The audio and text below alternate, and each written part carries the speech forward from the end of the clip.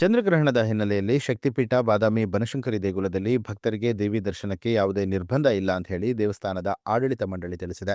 ಈ ಕುರಿತು ಸುದ್ದಿಗಾರರೊಂದಿಗೆ ಮಾತನಾಡಿದಂತಹ ಅವರು, ಬಾಗಲಕೋಟೆ ಜಿಲ್ಲೆಯ ದೇವಾಲಯಗಳಲ್ಲಿ ಗ್ರಹಣದ ವೇಳೆ ಯಾವುದೇ ವಿಶೇಷ ಪೂಜೆ ಇಲ್ಲ, ಜೊತೆಗೆ ಅದಕ್ಕೆ ಅವಕಾಶ ಇರುವುದಿಲ್ಲ. ಆದರೆ ನಾಡಿನ ಶಕ್ತಿಪೀಠ ಬನಶಂಕರಿ ದೇಗುಲದಲ್ಲಿ ಗ್ರಹಣದ ವೇಳೆ ಭಕ್ತರಿಗೆ ದೇವರ ದರ್ಶನಕ್ಕೆ ಅವಕಾಶ ಇದೆ ಅಂತ ತಿಳಿಸಿದರು. ಆದರೆ ಗ್ರಹಣದ ವೇಳೆಯಲ್ಲಿ ದೇವಿಗೆ ಯಾವುದೇ ವಿಶೇಷ ಸೇವೆಗಳು ಇರುವುದಿಲ್ಲ. ಸಂಜೆ 6:47ಕ್ಕೆ ಗ್ರಹಣದ ಮೋಕ್ಷಕಾಲದ ಬಳಿಕ ದೇವಿಗೆ ಅಭಿಷೇಕ ಪೂಜೆ ನಡೆಯುತ್ತೆ ಅಂತ ಹೇಳಿದರು.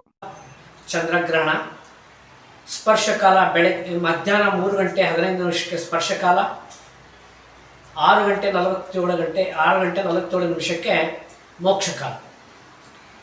ಈ ಅವಧಿಯಲ್ಲಿ ನಮ್ಮ ಬಾದಾಮಿ ಬನಶಂಕರಿ ದೇವಸ್ಥಾನ ಬಂದು ಮಾಡಿರುವುದಿಲ್ಲ.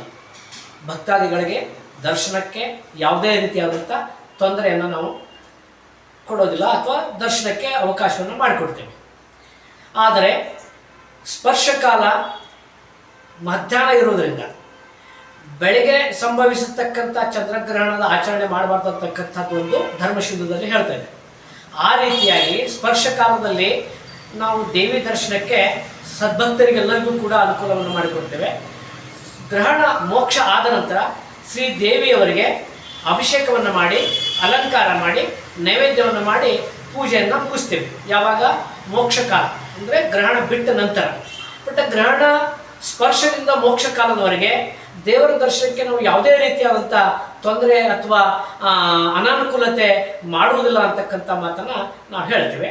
ಬಟ್ ಯಾವಾಗ ಸ್ಪರ್ಶಕಾಲದಿಂದ ಮೋಕ್ಷಕಾಲ ಅನ್ನೋದಕ್ಕಿಂತಲೂ ನಾಳೆ ಪೌರ್ಣಿಮೆ ದಿನ ಯಾವುದೇ ಸೇವೆಗಳು ಮಾತ್ರ ಇರುವುದಿಲ್ಲ, ಕೇವಲ ದರ್ಶನ ಮಾತ್ರ ಇರ್ತಕ್ಕಂಥದ್ದ ಮಾತನ್ನು ನಾನು ಹೇಳಕ್ಕೆ ಬಯಸ್ತೇನೆ. ಮಹೇಶ್ ಪೂಜಾರ, ಬನಶಂಕರಿ ದೇವಸ್ಥಾನ ಟ್ರಸ್ಟ್ ಕಮಿಟಿಯ ಸದಸ್ಯರು, ಬನಶಂಕರಿ ದೇವಸ್ಥಾನ, ಬಾದಾಮಿ.